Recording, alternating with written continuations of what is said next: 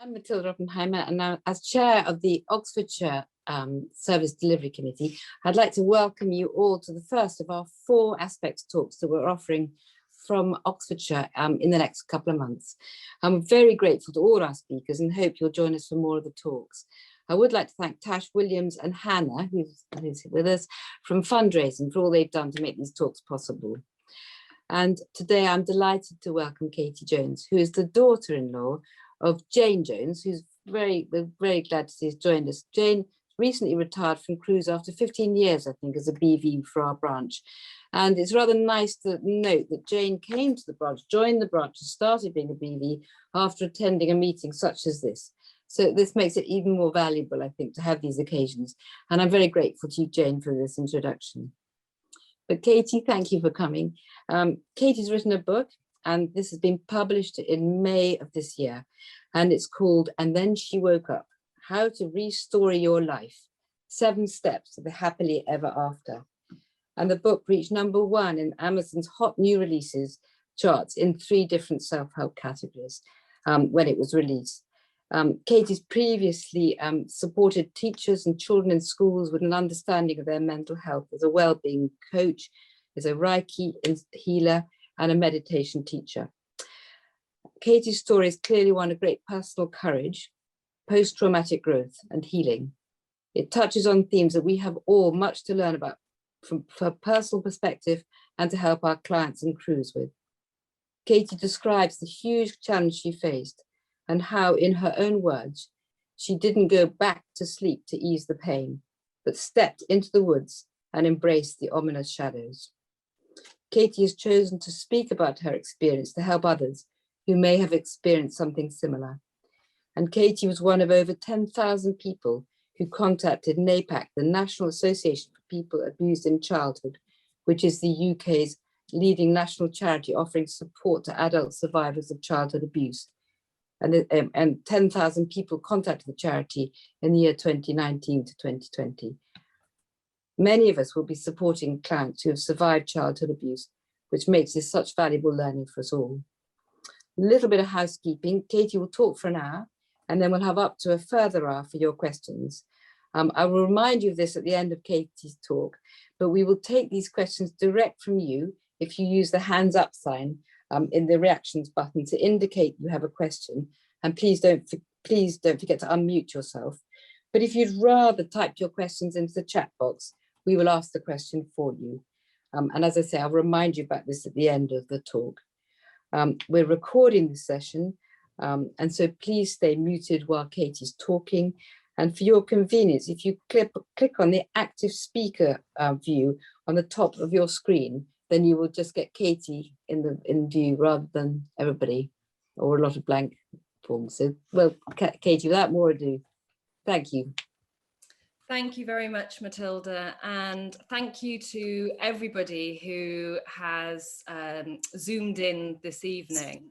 It's a real honor for me to be able to share my story with you this evening, and I know how valuable it is to have services like yourselves available. Matilda mentioned that I used a similar service called NAPAC when I was going through my own experience.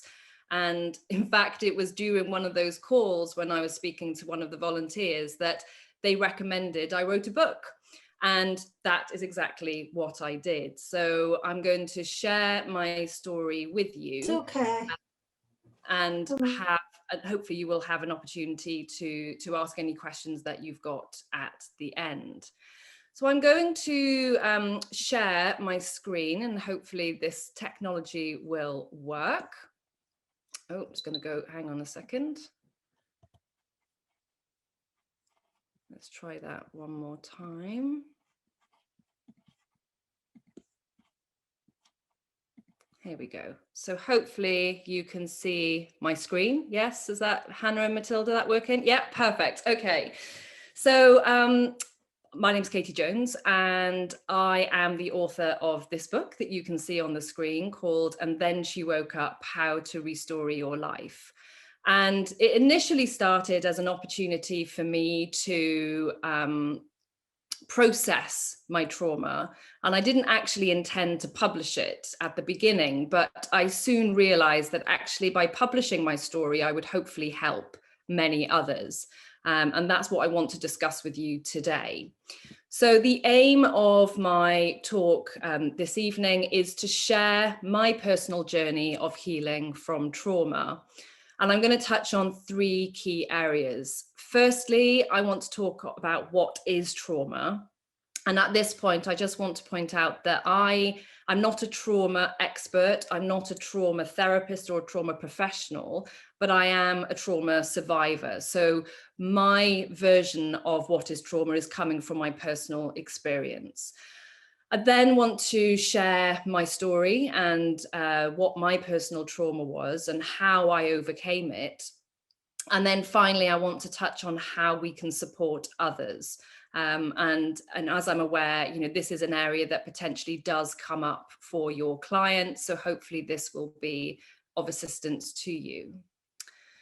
So to start off, let's just consider, whoops, hang on, went too far. Let's just consider what trauma is. Now, often when we think of trauma, we can think of extreme circumstances that are traumatic, such as, war, terrorism, natural disasters. And yes, these are all traumas. But for me, trauma is not just these huge things that happen to us. For me, trauma can be on a spectrum. And we often find ourselves comparing our trauma with other people. You may have caught yourself saying, well, what happened to me wasn't as bad as what happened to somebody else. And for me, it's not about comparing our trauma. For me, trauma is when something has happened that has left an imprint on us. And I'd like to quote Dr. Gabor Mate, who is an expert in trauma. If you are interested in finding out more about trauma, I would highly recommend his work. He works specifically with people who are experiencing addiction and looks at the basis of where their addiction has come from. And he states that trauma is not what happens to you. Trauma is what happens inside you as a result of what happens to you. And this was really powerful for me when I discovered this, because things happen to us all. We have all experienced trauma. And for me, I believe that most of us have experienced trauma in our childhoods. And we might think that, oh, well, it wasn't that big a deal. But actually, if it's left an imprint inside of us that then dictates how we live our life, then it has been a trauma.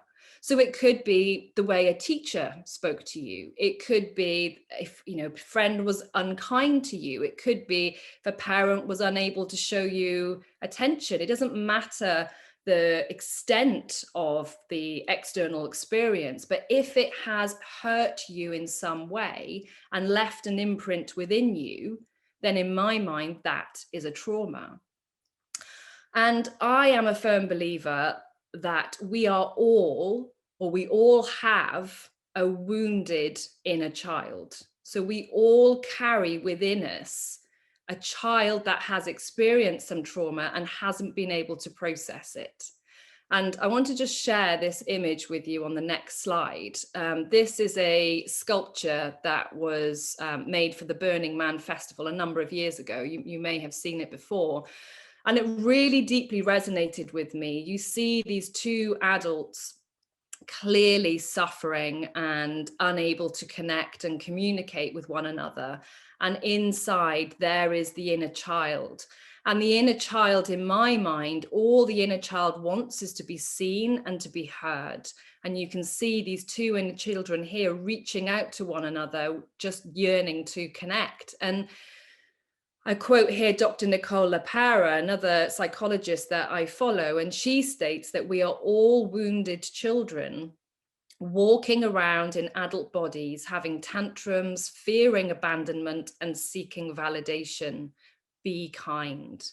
And this for me is really critical. I think every single person that we interact with is carrying a wounded inner child within them, whether they're aware of it or not. And it's up to us to ensure that we are able to access that part and to be kind and to enable that part of them to be seen and to be heard.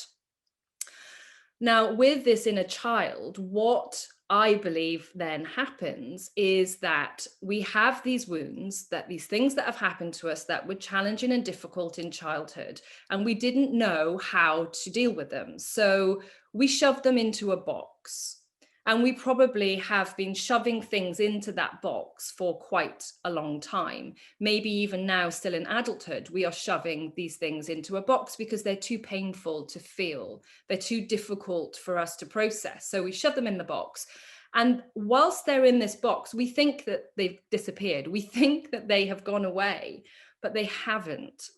They are running a narrative of our life. So I just want you to reflect for a moment what is in your box. I'm not going to ask you to share, don't worry, but inside your box, there will be unresolved emotions, maybe some traumas and feelings that are too difficult to feel. So we shove them in the box and then we distract ourselves from them. We do anything that we can to not experience the pain they hold. So we may drink too much alcohol, drown them out with wine. We may try and suffocate them with comfort eating. We may distract ourselves by constantly being busy and people pleasing. There's a whole host of modalities that we each, coping strategies that we each adopt so that we don't have to feel the pain. Now, what I am exploring through my book is that if we do not open the box, this storyline is running in the background, whether we're aware of it or not. And it often comes with a sense of us not being good enough. We will have some ingrained belief, some negative belief about ourselves that we are not enough. Whatever that looks like, we are not clever enough, or we are unlovable. For me, what I had shoved into my box was this deep-rooted belief that I was a bad person. And I'd learned to mask it. I'd shoved it in so deeply, and I had pretended to the world that I wasn't a bad person. And in doing so, I'd also pretended to myself that I wasn't a bad person. But the problem is the box cannot stay closed forever. The box will ultimately open at some point. So again, my question to you is, what is your story? We are all running this storyline in the background based on things that have happened in our childhood. And the question that I like to consider is, who are you in your story? You are the protagonist in your story. It's your story. You own it, nobody else. But what role are you playing? Are you the victim? And all of these bad things have happened to you? Or, in fact, are you the hero in your story? And all of these challenges that you are facing, you are able to utilize as fuel for your growth. And this is where post-traumatic growth comes into play. We've heard of post-traumatic stress, but post-traumatic growth is where we are able to use these challenges that we encounter and grow from them so that we bounce back even further than where we left when we fell into the trauma. And when we hit rock bottom, we have to hit rock bottom, but we can bounce back, and we can bounce back further than where we fell. So the moral of my story and what's written in my book is that I was not prepared to be the victim of my story. I could not go on living my life as being the bad person and all these bad things were happening to me and I deserved them. I turned my story around, or I restoried my life and made myself the hero in my own story and grew from the experiences. And I've used an allegorical approach in my book, touching on the metaphor of fairy tale, because the person who wrote my book was actually my inner child. because it was through doing this work that I reconnected with my inner child, and I learned that my inner child wanted to be seen and heard. And I had to surrender the writing experience over to my inner child and allow her to tell the story. So actually it's little Katie who has taken hold of the pen and written this story.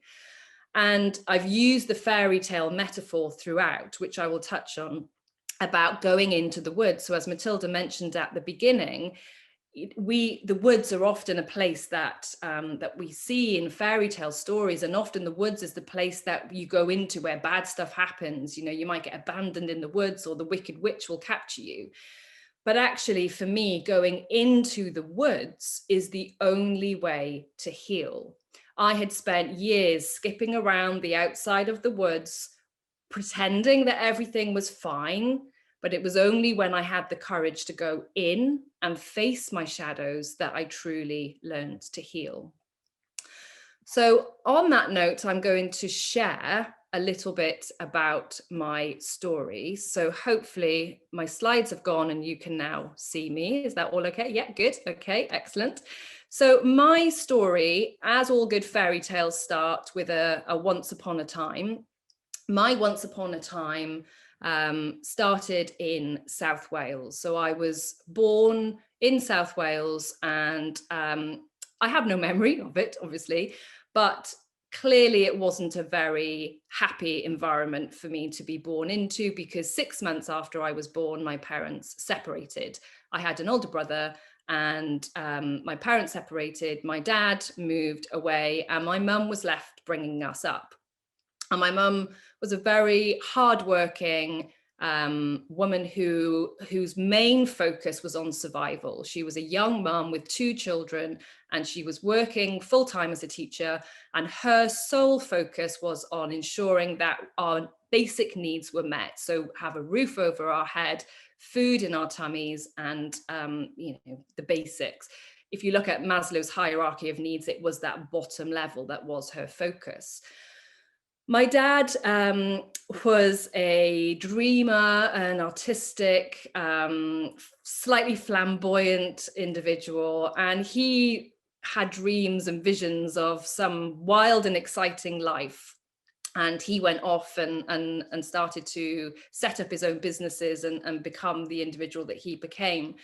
But the relationship between my parents was difficult. They certainly were not this conscious uncoupling, which we've seen in recent years. It was a very, very difficult, but not a very amicable divorce.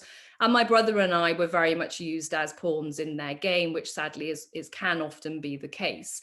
For example, they couldn't be in the same room as each other. So to share the parenting, my brother and I used to travel on the train on our own without any adult supervision from one part of Wales to another, which in itself was traumatic. You might not think that was a trauma, but as a young child, being left on a train on your own on a Friday night felt traumatic. So throughout my childhood, I very much adopted the role of a good girl. I was actually very good at it. I was a people pleaser. I was wanting people to like me and wanting people to show me love, but there wasn't necessarily an abundance of it available. And childhood, well, I can't really give you much information about my childhood, because from the ages of 7 to 11, I have no memory. So I remember my early years in primary school, and I remember the classroom, I remember the smells, the teachers, the friends. It's all fairly vivid. But then when I moved up to my junior school, I have no memory.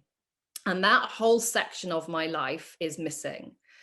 And I always thought it was slightly odd that this part of my life wasn't available to me, but I just dismissed it as, oh well, something strange about me, and moved on. I did find it quite frustrating though, when I'd reminisce with friends and they would say, oh, do you remember that time when we went roller skating? And no, there was nothing for that period. So my life continued into my teenage years, and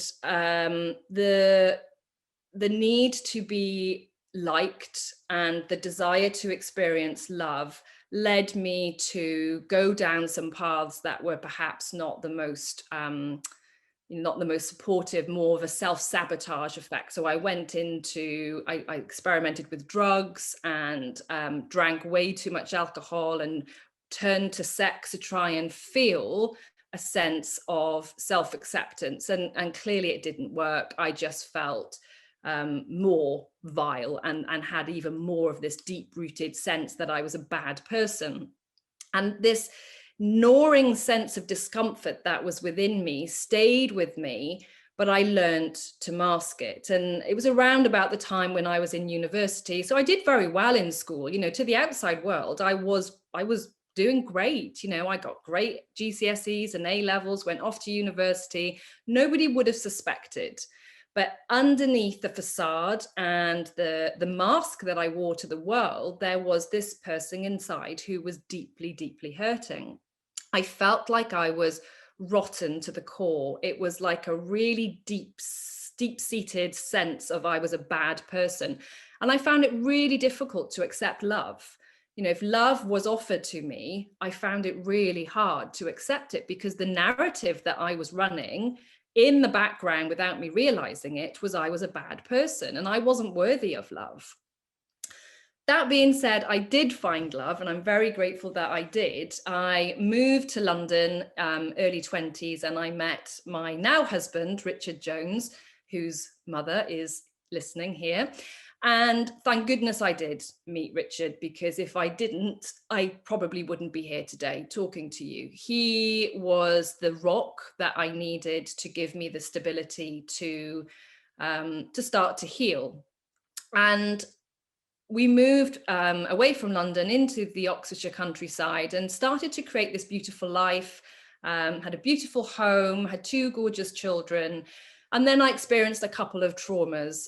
The first being my father, who, by this point, his hopes and aspirations to live this vibrant life were not being fulfilled. And he turned to alcohol to try and find solace. And sadly, the alcohol consumed him. And he was 51 when he passed away. And then the following year, my stepdad also died very suddenly whilst on holiday. So in the course of a couple of years, just when my life started to feel like it was getting on track, I experienced 2 very sudden and very painful losses. But again, I put those emotions into the box and kept on going and painted this mask on my face and carried on with my life as best I could, while still feeling this deep sense of rottenness within me. And I started to want to explore it. I started to want to understand why I felt this way. So I trained in a number of different modalities. I became a yoga teacher, a Reiki healer, a meditation teacher. I started to study positive psychology, narrative therapy, because there was something I wanted to uncover, but I didn't know what it was. I had no idea what I was trying to uncover until one day, almost 2 years to the day actually, the box which I had been shoving stuff in and pouring wine on top of exploded. And the only way I can explain it, it was like a tsunami of emotion pouring out of me.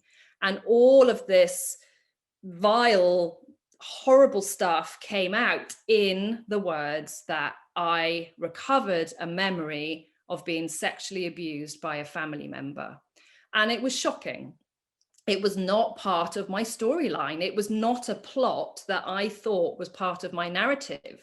My narrative was my parents were divorced, my dad was an alcoholic, my dad died and my stepdad died. That was my narrative. And then boom, out came this plot twist that I was not expecting. Yet, as soon as the words left my mouth, it was like a jigsaw piece slotting into place. It was like, oh my God, of course, this makes absolute sense. Everything that I'd felt and experienced that didn't make sense suddenly slotted into place. And I just want to share with you a poem that I wrote that describes that moment when my box erupted. And this is in the book, because I've used poetry to help me heal. And this poem I wrote in the moment when I was going through these emotions. And it's called The Box. A nagging feeling in the pit of my gut. I locked it away, closed it shut. It's gnawing away at my sense of self, affecting my sleep, my mood, my health. I've tried to ignore it, keep it at bay, but it won't disappear. It won't go away. It stays with me both day and night, taunting me to brave the fight. But I haven't got time. There's too much in my life. How could I possibly deal with more strife? Surely it's better to just push it back down, paint a smile on my face and mask my frown, shove the emotions too painful to feel into that box devised to conceal. This isn't the first time it's come looking for me, yet this time I know I can no longer flee. But what is down there? I'm scared and afraid. What will it show me? What mess have I made? The walls are now shaking, threatening to crumble. I lose my grip, I lurch and I stumble. There is no choice but to venture down there and face this monster in its putrid lair. The lid of the box bursts open wide, releasing the rancidity held deep inside. My worlds collide. Fear and horror merge. The vile secrets transpire as I begin to purge, expelling traces of shame as the reality hits home. I feel so lost, so scared and alone. Banishing this monster from the depths of my soul, it leaves sheer terror and a gaping hole. And that's totally how I felt in that moment 2 years ago today, that I was just left with this gaping hole of what have I unearthed and what do I do now? And I had two choices. I could have attempted to shove all this back in the box, but this was too big. There was no way I could get this back in the box. There was no amount of wine or busyness or people pleasing that would be able to quieten this. So I had no choice but to face it. And that is when I stood on the edge of the forest, looking in, looking at the shadows, thinking, can I do this? Am I brave enough to go in and uncover the secrets that are there? And I did, because, you know, there was no alternative. And I'm so glad that I did, because in doing so, I have been able to heal so much of myself. But it wasn't straightforward. So initially, I started to ask some family members about this person, this particular family member, who I'm not going to mention, who part of me really wants to, but also part of me does want to protect certain family members. It's a really difficult challenge, but I'm not going to mention who they are. But this family member who abused me, it wasn't just an isolated incident, it was an ongoing for a number of years. And I started to ask other family members about this person. Did anybody have any suspicions? You know, what did people think about him? And as soon as I started to ask, I realized that actually there were a lot of people that didn't like this particular family member. He was described as creepy, made them feel uncomfortable. He was in all the right roles. He had all the roles of responsibility with direct access to children. So on the face of it, nobody would suspect, but people had their suspicions. And in fact, one family member even went as far as saying, I didn't realize this at the time, but about a year before, when she discovered that he now has dementia, her response was, well, how convenient, has he forgotten he's a paedophile? So even that word had been used, yet nobody had done anything about it, because nobody wants to talk about paedophilia. Nobody wants to talk about incest. So let's shove it under the carpet and pretend it doesn't exist. So I wasn't prepared to shove it under the carpet and pretend it didn't exist, because there was clearly something to explore here. I then went to see a therapist to try and understand what was happening to me, because at this moment I approached some family members, and again, I'm not going to disclose who, but let's just say it's the family members that you would hope would be there for you when you are experiencing something traumatic. And these family members sadly were unable to believe me. And their immediate response was, well, don't be so ridiculous. You've made the whole thing up. And then they went into what is actually quite a common response I've since discovered. It's been given an acronym DARVO, where you deny the abuse, and then you let me get the right order. You deny, you attack. So you then start to attack the person who has disclosed, and then you reverse the victim and the offender. So I then became the offender and my abuser became the victim. So how dare I do this to my family? I was then the bad person. I was tearing my family apart by coming up with these false accusations, and I was accused of being a drama queen, an attention seeker. And then I was labeled with suffering with something called false memory syndrome. Now you can imagine somebody who has just uncovered these horrific memories of childhood abuse. You then seek support from the family closest to you, and you are told that you are a bad person and you have made all this up and you have now ruined their lives. I was feeling particularly terrified, lost, and utterly bereft.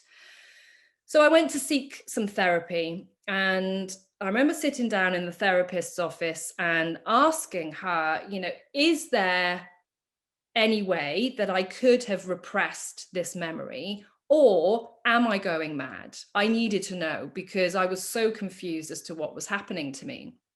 And the therapist started to talk to me about the brain and how the brain functions when we experience stress and trauma. And she started to talk about the amygdala, the hippocampus, and the prefrontal cortex. And I thought, hang on a minute, I know all of this because this is what I had based my business on. I was a well-being teacher going into schools, teaching thousands of children, training teachers all about the brain and what happens in our brain when we experience stress and trauma. And here I am now sat in a therapist's office as she's trying to explain to me what's going on in the brain. So I would just like to explain to you in the way that I explained it to the children and the teachers what happens in the brain when we experience stress and anxiety, because I think it's really key to understanding how I then went on to repress these memories. And I always taught brain theory using puppets. So please don't think I am in any way patronizing you. But, if I start talking about scientific brain terms, chances are you might zone out and go and check the footy score. So I'm going to introduce you to my puppets. And the first is the amygdala. So I use the monkey to represent the amygdala. And the amygdala is our internal alarm center. We all have one. We're born with an amygdala, and it's a really important part of our brain because it's constantly scanning the horizon, looking out for potential danger.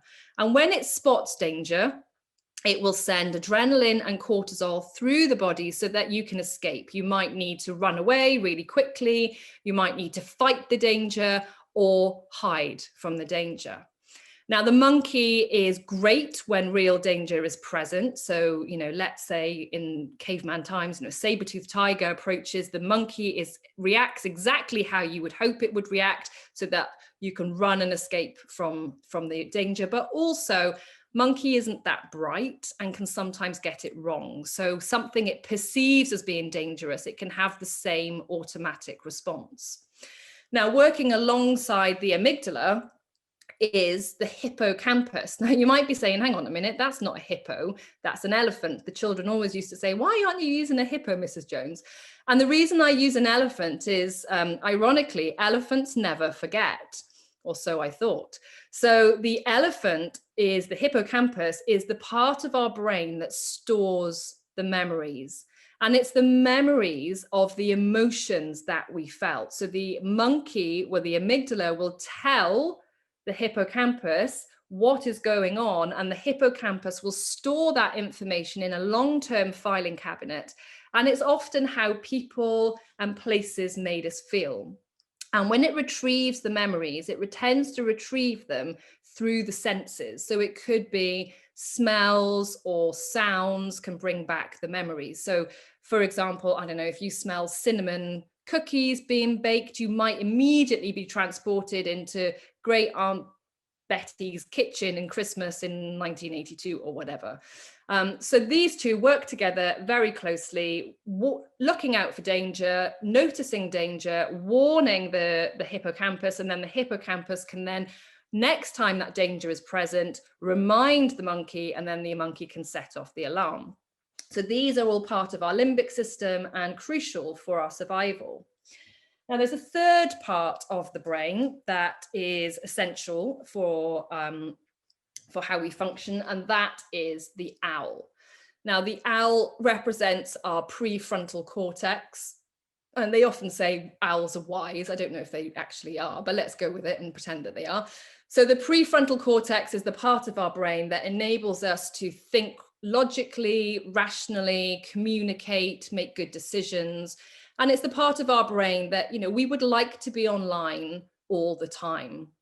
We would like to be operating from this calm stance. But the truth is, if ever our amygdala is activated, our prefrontal cortex cannot function. The owl cannot function if monkey is jumping up and down, making lots of noise. So our owl flies away. And we're left then with our amygdala in control. I'll give a little example of this. I'm not the most organized of people, and I often misplace my car keys. And I also have anxiety about being late. So picture the scene. I'm running late for a meeting, and I go to the hook where my car keys ought to be, and they're not there. And immediately panic sets in.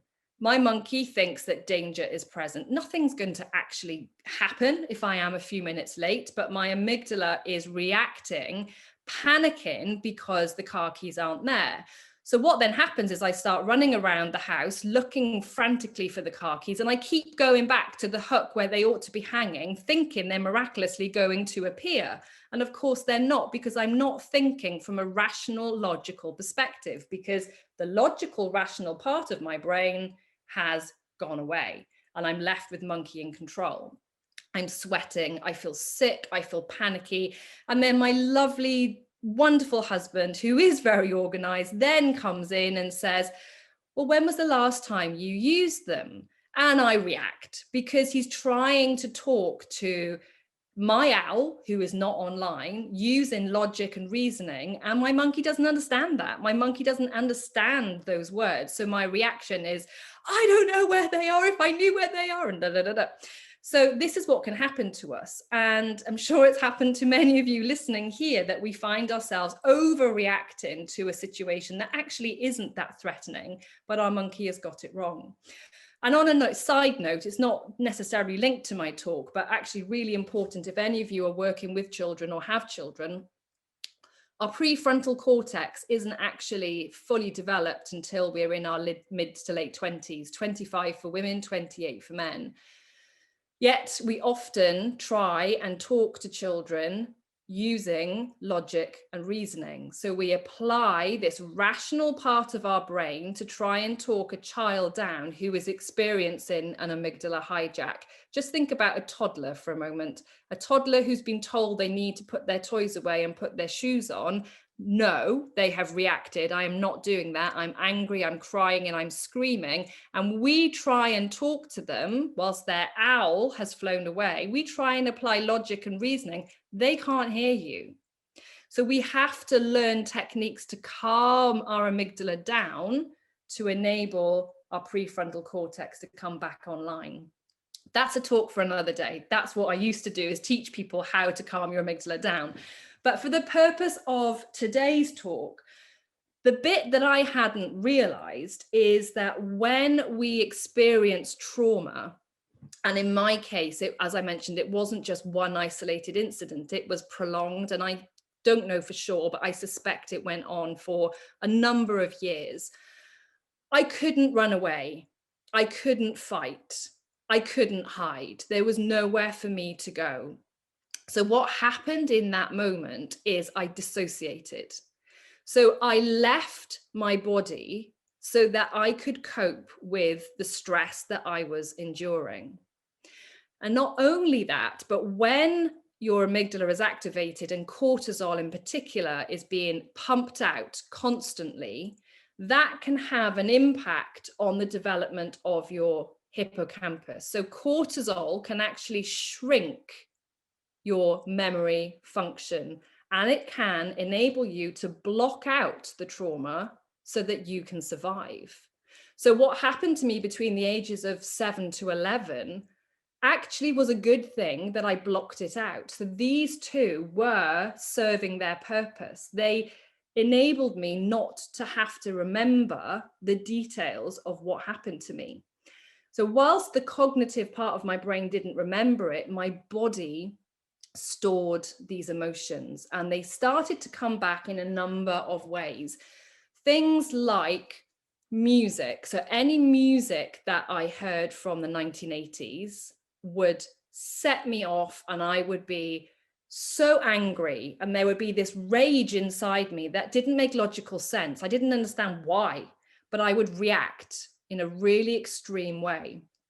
Likewise, when my poor husband was exercising, and if he was grunting, with the strain of the exercise, I would feel sick, physically wanted to vomit. And then really sadly for me, again, if there was any, when I'm being intimate with my husband, my body would go into fear mode and I would feel scared. Even though my husband is the most loving and caring human being, my body would tense up. So my body was trying to send me these signals, but my owl was couldn't make sense of it. It didn't make logical sense. And this was the challenge that I faced when I disclosed to my family, is they wanted chronological examples of when the abuse happened, where were the other caregivers, and exactly, the order of events. I couldn't give them that. I still can't give them that, because the memories are not coming back in that way. They are coming through senses, through flashbacks, through fragmented imagery that is not in any coherent, neatly packaged bundle. And I have tried since to go back and retrieve the memories. I've tried some hypnosis, and I did start to retrieve some memories, and I very clearly made the decision that I don't want to go back. I protected myself for a reason. I do not need to know the full extent of what happened to me, because the bits that I have got are traumatic enough. So I have now made peace with the fact that I'm firmly going to leave that where it is. So now that I was armed with this knowledge about how my brain had protected me and how I had repressed these memories, I started to do a little bit of research into this so-called false memory syndrome, because it sounded so scientific and it sounded actually really quite scary. So I wanted to uncover more about it. And I started to research it and discovered that it was actually set up in the 90s by a husband and wife, Pamela and Peter Fried, and their daughter, who I think was in her 30s at the time. She was a professor of psychology at the University of Oregon, and she had recovered memories of abuse. And it was actually her father that she recovered memories of her father abusing her. And when she confronted her parents of this, they denied it and attacked her, the Darvo response that we've seen. And they then set up an organization to protect themselves. And they decided on the name False Memory Syndrome. There was no science behind it. It just seemed like, well, what she was experiencing was a false memory, so we'll give it the label False Memory Syndrome. Now, they were then joined by a number of other individuals who had also been accused of abusing their children. And off came this organization that had millions of pounds plied into it, and it became this huge media phenomenon. You might even remember it, the memory wars in the 90s, where any adult that recalled memories of abuse was deemed to be suffering from false memory syndrome. And there was no science behind it. The only vague amount of science behind it was owing to a lady called Dr. Elizabeth Loftus, who is a defense witness, an expert witness in defense cases. She has represented Harvey Weinstein, Bill Crosby, a number of very high profile cases. She, in fact, herself was abused and actually stated that it wasn't that big a deal. She has made it her life's mission to defend these individuals. And she decided to do a study when she was a psychology professor. And she did a study with 24 of her students to see if they could implant a memory into a family member's mind that they had been lost in a shopping mall. So it was called Lost in the Mall. So 24 of her students went home over the weekend to do this piece of homework, essentially, to see if they could make a family member believe that when they were younger, they were lost in a shopping mall and they were deeply distressed by this. Of the 24 students, 6 of them came back and reported that, yes, they had either partially or fully managed to convince their family member that they had been lost in a shopping mall. Now, I don't know about you, but there are times in my life when I think back, I probably could remember moments when I lost sight of my caregivers, whether I'm in a shopping mall or, in a busy place. I've lost sight of my family for a moment, and that is a feasible memory that could or could not be manipulated. But to say that you can implant a memory of sexual abuse does not correlate to being lost in a shopping mall, as far as I am concerned. So this lost in a mall science, that study, has been cited in numerous court cases and has been used to discredit so many survivors of abuse, to say that it's basically gaslighting, that it's false and you are suffering from this false memory. And not only that, they've used it to then go on and attack the therapists that were helping these trauma survivors. So many therapists in the 90s were being accused of malpractice because they'd supposedly implanted this memory into their clients' heads. And, it was devastating to me that I was being accused of this. Firstly, I wasn't even in therapy when my memory surfaced. So to be accused of a rogue therapist implanting this into my head when I wasn't even in therapy, firstly, was just nonsense. But secondly, when I tried to share this knowledge, this research, that actually the False Memory Syndrome Foundation in America was basically made up of pedophiles covering their backs, the response I got was, oh, well, that might be the case in America, but that's not the case in the UK. The UK, because we have a version, we have the British False Memory Foundation or Society. The UK one isn't like that. Well, I beg to differ, because in 2019, one of the British False Memory Foundation members was actually sentenced for grooming a 14-year-old girl. He sent sexual images to her, sent her a vibrator in the post, and all sorts of disgusting, lurid things happened. So to say that the British False Memory Society is different to the American False Memory Society and any other iteration that there is around the world, in my opinion, is completely untrue. These are individuals who have set up a powerful propaganda machine to try and discredit any testimony from any adult survivor of remembering abuse. So, you can imagine the pain and the suffering that I was feeling in this moment, where I was still trying to come to terms with these memories that I had uncovered, and family members were unable to see my truth. And I, not only that, but I was then the offender. I was the bad person. And that was the moment where I made the decision to restore my life. So at this point, I could have very easily fallen into the trap of, why is all this bad stuff happening to me? Here is the evidence that I am a bad person. And goodness knows where I would have ended up if I'd allowed that narrative to take over. But I very clearly decided in that moment that I wasn't going to allow that to happen. And the reason I decided to do that is because at this point, I had made contact with my inner child concept. I didn't know anything about inner child. I knew it, I'd heard about it, but I hadn't really practiced it. And once I'd gone into the shadows and really faced this trauma head on and looked at it, what I uncovered was this scared child within me that had separated from me probably around the age of 7 or 8 and was trapped inside of me, crying out to be seen and to be heard and to be told that I wasn't a bad girl, to be told that I was safe now. So if I decided to turn my back on her and become the victim in my story, she was going to be abandoned once again, and I couldn't do that. I had to learn to accept that the wisdom of the trauma was true, that the information my inner child was giving me was actually fueling my healing. And that is when I then continued on my path of traveling through the woods to emerge the other side as the hero in my story. And it took real courage because I had to listen to my body.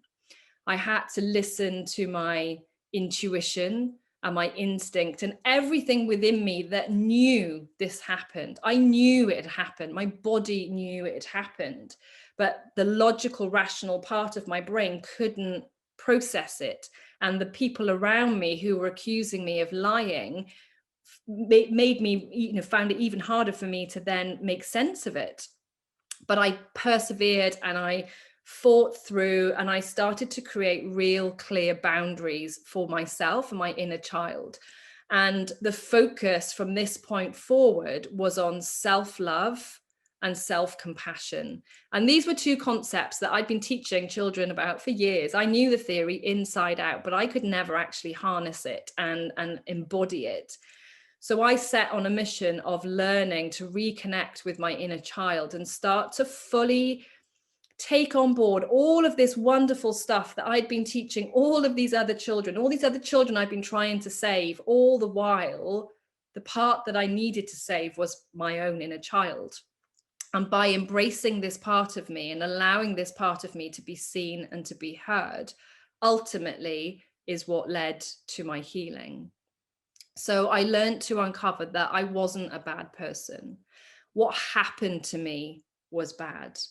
I learned to uncover that the shame and the guilt that I'd been carrying for decades wasn't my shame and my guilt. It belonged to my abuser. So I could start to let go all of these parts of me. And then in doing so, I could reclaim the parts that I had rejected and the parts that I'd pushed away, and I could bring them back together, almost like the Japanese art of kintsugi, where I could paint them back together with gold. And yes, there were scars and wounds, but they made me even stronger. And I wasn't ashamed to talk about my story, because this is the key. This is the bit, this is the take home. If there's only one thing you take away from this talk, I really want it to be this, that when we share our story, when we share our own trauma, we enable others to share their trauma. Other people feel seen and heard by hearing and seeing your own story. And there's a beautiful quote that I'm going to attempt to share with you now, which really resonated with me. When I saw this, I thought, yes, this is it. So Stephen Grotes, if that's how you pronounce his name, he stated, when we cannot find a way of telling our story tells us. We dream these stories, we develop symptoms, or we find ourselves acting in ways that we don't understand. And this, for me, is essential, that we hide these stories within us. We shove them into a box. We carry the shame, we carry the guilt, we carry all of these negative emotions, and we pretend on the outside that we're okay. But actually, if we show people that we've had traumas in our life, and these traumas have left their imprint on us, but they don't have to determine how our story unfolds, we can help others find the courage to restory their lives. And that essentially is the whole basis of my book, is that we are in control. We are in control of our story, nobody else. Other people might think they own our story.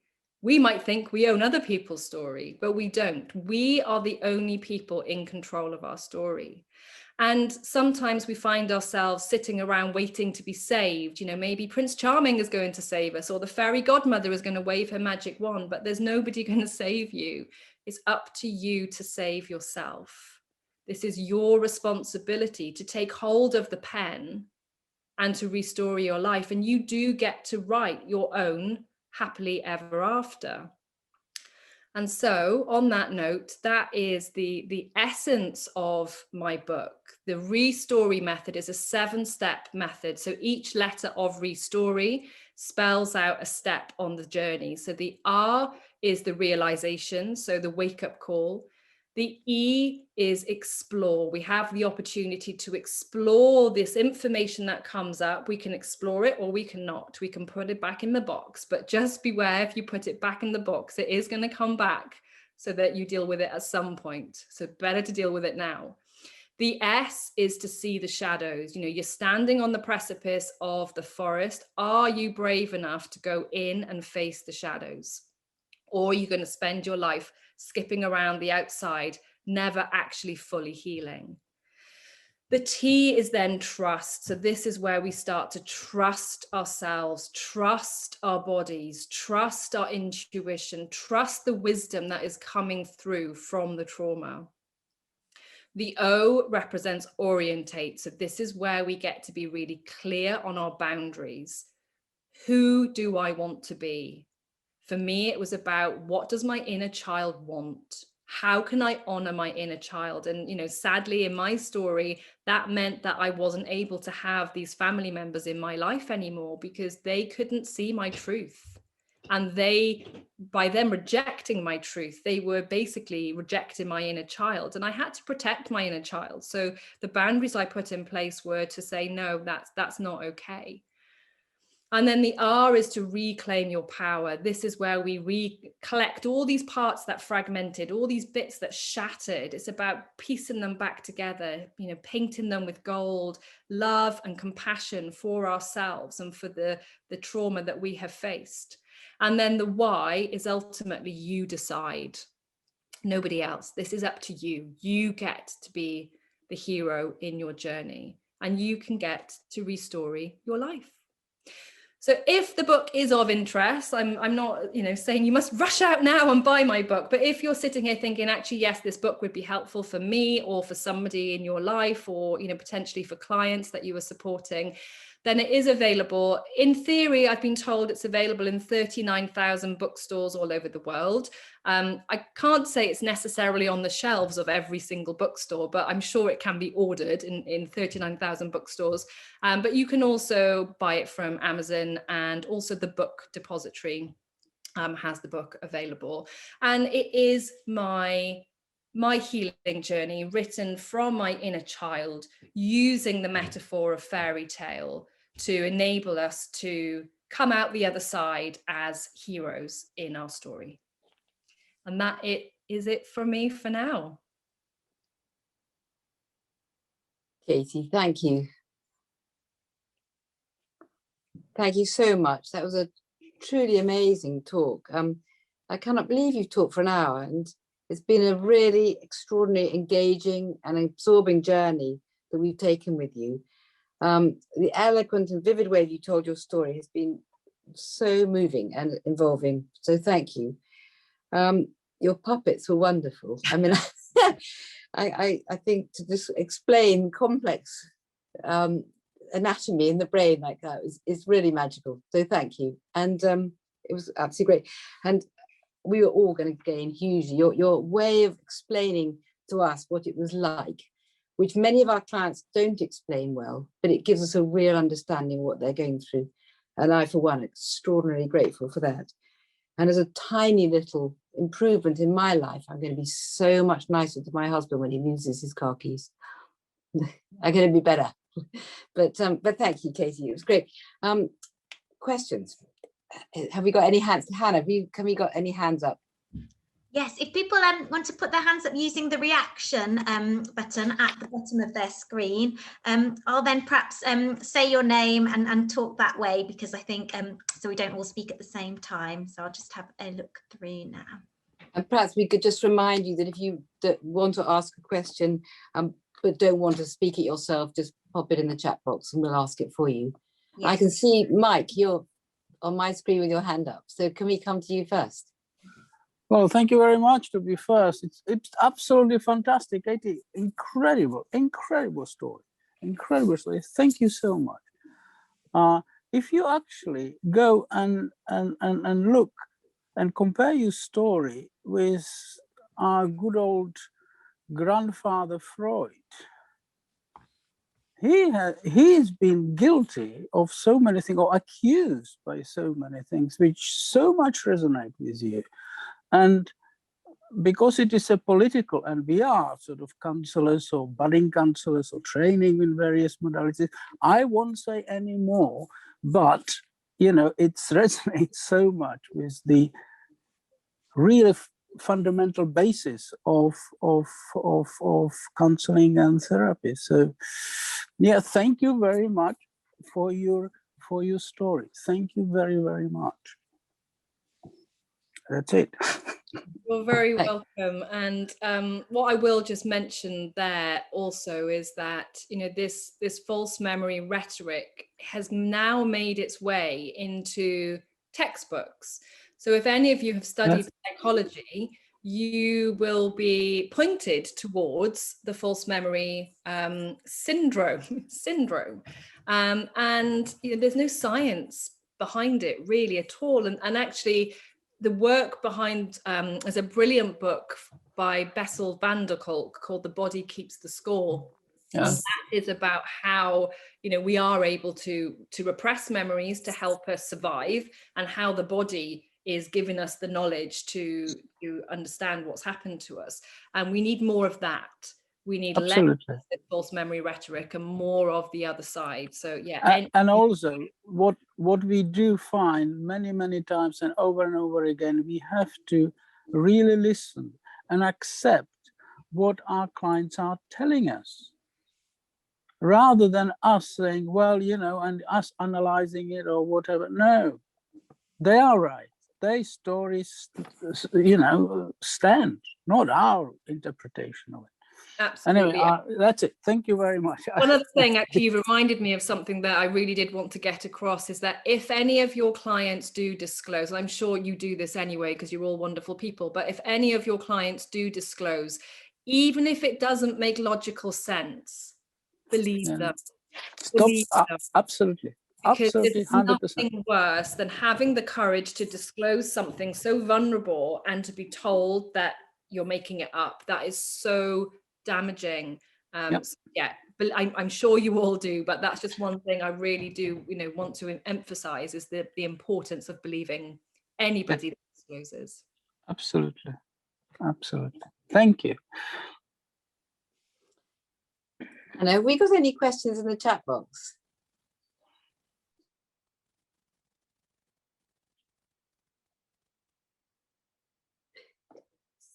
Perhaps I could ask a question. It was so interesting to hear of your use of journaling and writing poetry. Perhaps not everybody would be able to write poetry in the way you have, but you describe it as a very useful tool to sort of ease the pain. Could you perhaps tell us a little bit more about this from your personal perspective, so that we can perhaps help our clients with this as another useful tool for them to use?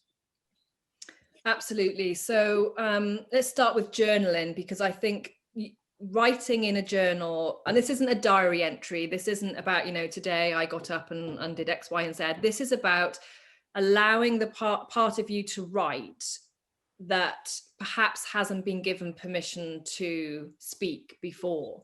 And often when I start journaling, I don't necessarily know what's going to come up. And I might even write, oh, I'm not in the mood for doing this today. This is a pointless exercise and I don't even know why I'm wasting my time. And then you start writing. And then before you know it, your automatic writing. There is stuff coming out of you that you did not realize you held within you. And I normally find it's normally on about, if I'm A4 piece of paper, it's normally on page 2 that you start to get to the juicy stuff. So the first bit is all the stuff in your conscious mind that, you know, the so-and-so made you angry, or this happened and that happened. And then you start to go in a little deeper. And this is where, with the Restory method, this is where we start to explore, you know, what was it? Okay, yeah, that person really made me angry today, but let's explore why, you know, what happened there? What is it within me that needs to be seen and needs to be heard? And before you know it, you will write and some little nugget of wisdom will pop up and you're like, okay, now that makes sense. So journaling, I think, is brilliant. And I recommend, yeah, somebody said, is it free writing you're talking about? Yes, absolutely. It's just writing with no objective. You just write, and you know, you might not have anything to write about at the beginning, but I can guarantee if you give yourself enough time, you will start to get to the root of what's really bothering you. The poetry for me was a way that I could really express myself. I'm not a poet, but I just felt like there was this stuff in me that I needed to get out of me. It was like, it was vile and painful and disgusting, and holding on to it took so much energy. So it was almost like purging it out of me by getting it down on the page. And it wasn't about, does this rhyme and is this good? There was none of that judgment. It was about just getting venting the emotion out. And you know, some of it was in the book, some of it I haven't put in the book, some of it was quite traumatic, but it was about giving that part of me a voice, to say what needed to be said, and to really just get it out. And it could be drawing, you know, any creative activity that allows us to not have to use that logical, rational part of our brain, because that's trying to make sense of everything. So let that part of your brain have a break and allow the creative side to take over, and you might be surprised what does come up. It's really powerful. So I think what you're saying is, for our clients, just to encourage them to write. Doesn't matter if they've not written before, it doesn't matter if they feel it's not their skill, but keep writing and something valuable will come. Not necessarily initially, but just by persisting with it. Yeah. If they can, a daily practice, just writing in the morning, you know, if they have a daily practice of self-care, I build it into my day. I don't always do it. Sometimes I do it at the end of the day, where in order for me to get a good night's sleep, I've got to get whatever is within me out of me. And, you know, I might think I've had a really good day, and then I'll start writing and I'll be like, oh, okay, I didn't realize I was holding on to that, you know. So it's a way of processing the emotions that we can't quite make sense of. But yeah, it doesn't have to be of any caliber or standard. Nobody's going to read it. It's not so you can hand it in to be marked. You know, this is purely for you to get it out of you. Because if it's out of you, then there's freedom for you to just be. So they don't actually even need to share the content with us or anybody. Just get it on the page and it's gone. And they don't even need to read it. They can throw it away. You know, they can burn it. It's not a diary to go back on and reflect. I mean, sometimes it can be useful to go back and read if you want to. I have gone back and read my journals pre my memory surfacing, just to see, you know, what was going through my mind at the time. And it's fascinating with hindsight, going back and seeing what I was writing about maybe in 2018 before the memory had surfaced, and going, it was so obvious now, me looking at it.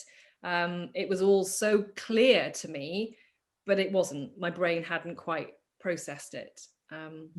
Somebody's just mentioned one of my clients used drawings to express themselves. Yeah, brilliant. I think it's that creativity, and without it being, you know, let go of the judgment that it's got to be good. You know, oh, I'm not good enough. I can't write poetry. I'm not good enough. It's that old narrative in the background. Oh, I can't paint. I'm not good enough. It's not about being good enough. It's allowing your inner child to express themselves. And if you think back to how you were as a child, chances are you probably did love something creative. So, you know, use that modality, whatever you did as a child, whether you loved to write or draw or sculpt or whatever it was, go back and do that. reconnect with that part of you, because they hold wisdom. You know, our inner child, the phrase I've got in my book is, your inner child is the only one who knows, oh, I don't know, what was my quote? The inner child is the only one that knows the way, because the inner child was the only one that was there. Nobody else was there. So they know the truth. Allow them to tell you. So perhaps we can help our clients remember what they like to do as a child, and perhaps they can revisit that. Absolutely. What is this quote? And then the child will be teacher of man. How is it? Please help me. You know, somebody with classical education. It's famous poet. Of English poet. I mean, that's William exactly Wordsworth. Yes. How does it go? The child Please. is the father of the man. Yes, father of the man. Yes, right. Thank you, Annie. Yes. And what do you think, Katie? Is there a connection with that? Is that the real inner child? Sorry, can you just reiterate? Is what? Annie, can you requote it, because you obviously. William Wordsworth, the child is the father of the man. Yes. I'm trying to, I can't remember the poem that it comes from, but it's one of those absolute famous Wordsworth quotes. Yes. I mean, I'm not an expert on Wordsworth, but you know, if just that thought. Yeah, absolutely. I mean, I do think that our inner child is, accessing our inner child is the key to all healing. In my opinion, as I say, I'm not a trauma expert, but for me, it has helped me. It was the only way that I could experience self-love and self-compassion, because it was really difficult for me to look at adult Katie and give her love and compassion, but I could look at little Katie, this little girl who was hurting and who was sad and lonely and lost. I could give her love, because it's so much easier for us to love a child than it is to love ourselves. So for me, it is the gateway to doing the deep work of inner healing. And somebody's mentioned, how would you encourage people to help their inner child to grieve and mourn the loss of their childhood? And I think it is so important that we give them the space to say what they need to say. And I think that, you know, we've often been told to be good, to keep quiet, and we've learned to suppress it all. We've learned to shove it in the box and to give off this part of ourselves that, you know, I'm fine. How often have you said, I'm fine, when you're not fine? So allowing your inner child to vent in a safe space, you know, allow your inner child to express these emotions in a healthy way is really important, because we suppress it. And then it's that quote I said, that Stephen Gross, that the story inside of us that we're unable to tell starts to tell us. And that's when the pain and the suffering that our inner child is feeling comes out in, you know, it could come out in physical symptoms. I believe so many of our chronic illnesses are linked back to our emotions that we are suppressing and not allowing to be expressed. One really useful technique that I have used, I've had a lot of anger within me, and I need to express that in a safe way. So one technique that I learned was to have a pillow and to scream into my pillow, so I could allow that part of me that had been told to be quiet. I was told to be a good girl. I was told not to tell anybody. And I held all that within me, but it hadn't gone away. So screaming into a pillow was a really safe way of me getting that emotion out of me. So I don't know if that helps, but I think it's so important that we allow our child to grieve and mourn the loss of a childhood, because so many people have experienced the loss of their childhood for a multitude of different reasons. It's absolutely brilliant, Kate. I think what I very much like is your own self-help and guts to go through it, and you found the way. through the inner child, through the child, actually to help yourself, because everybody around you, all the adults failed.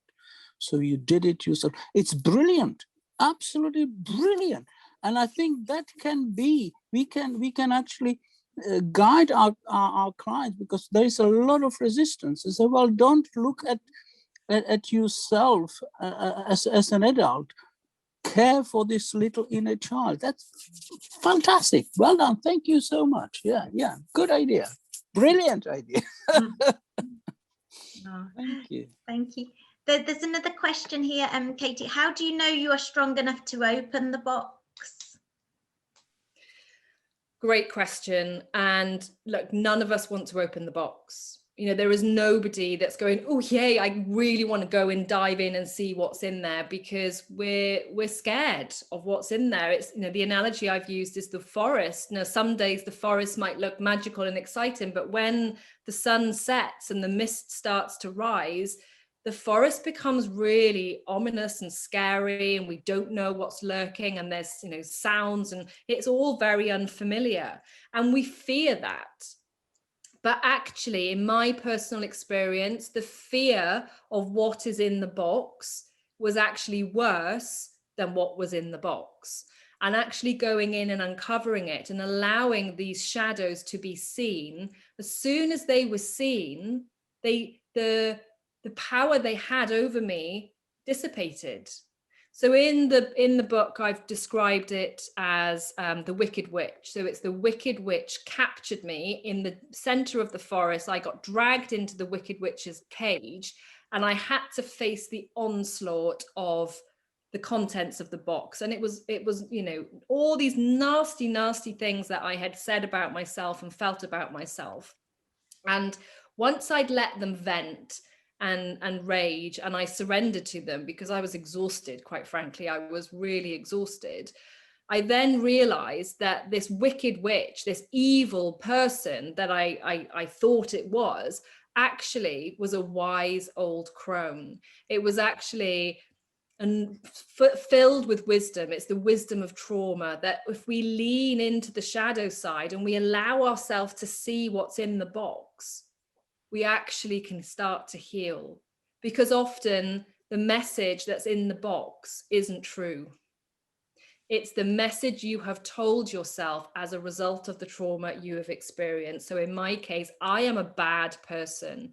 I am rotten to the core. That was at the center of my box. By going into the box and discovering my inner child, I realized that I wasn't rotten. I wasn't vile. What had happened to me was rotten and vile. And that's how I then started to heal. So I completely understand that it's daunting. I would say that it's not something that you can do, you know, oh, I'm just going to dive into the box and that's it. I would recommend, if you know that there are things in there that are going to be traumatic, maybe start working with a therapist, with somebody that can support you as you go into the box, and allow yourself the space and the time to grieve. Allow yourself the ability to be gentle with yourself. You know, if you are in a really stressful time in work and about to do lots of presentation, you know, that is not a time to go opening your box. Opening the box is a time when you can allow yourself the space to feel. You need to feel what's there. You need to see what's there, and you need to allow yourself to surrender to what's there. Because when you learn to surrender, that's when you can start to heal. Hopefully that answered it. Thank you, Kate. And there's another question here, which I think sort of links through, but the phenomenon of lost memories as an effect of trauma are common, and you explain that so beautifully. Do you feel that everyone is capable of retrieving the memories if they listen to their inner child and body? So again, I'm not a trauma expert, so I couldn't answer that as a definitive. But I would say that, so I was really set on wanting to retrieve the memories. You know, I knew I had this memory loss.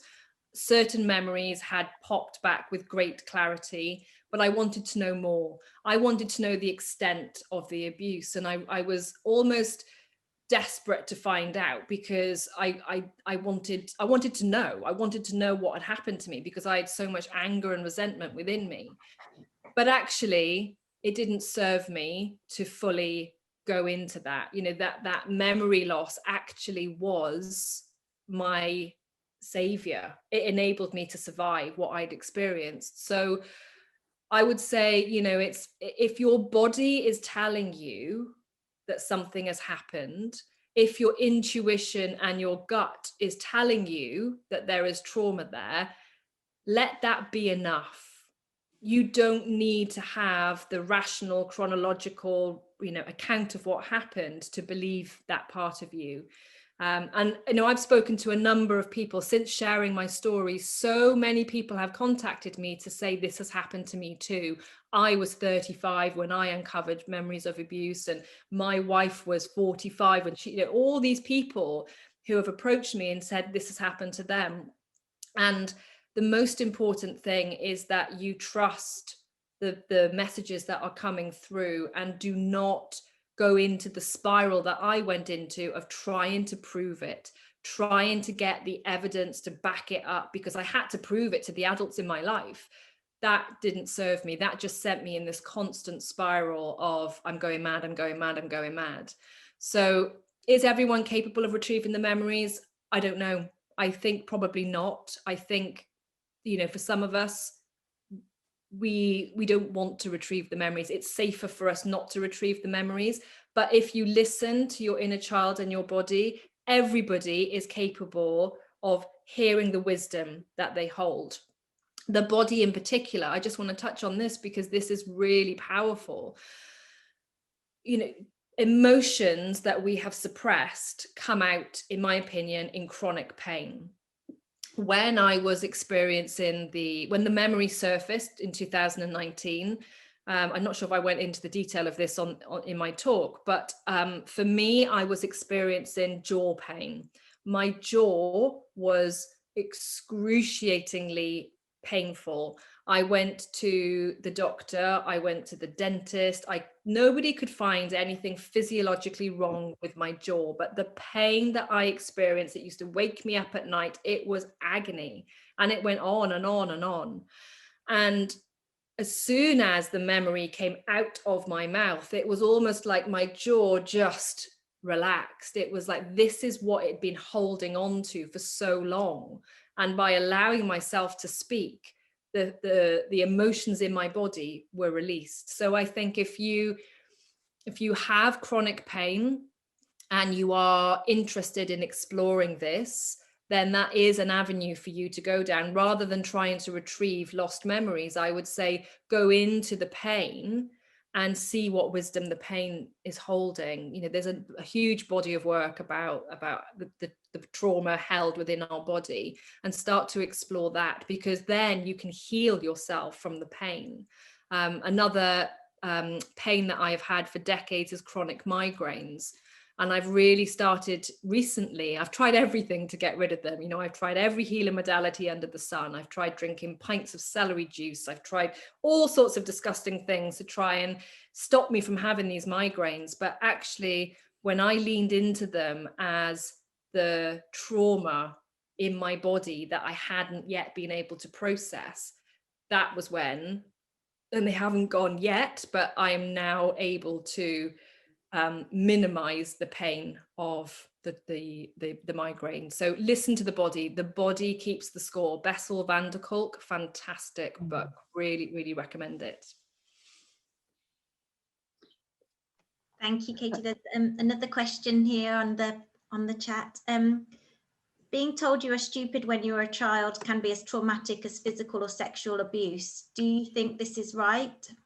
Yeah, so that goes back to my very first point of trauma. You know, often when we think of trauma, we think of the worst end of the spectrum, abuse and bereavement and, you know, huge atrocities.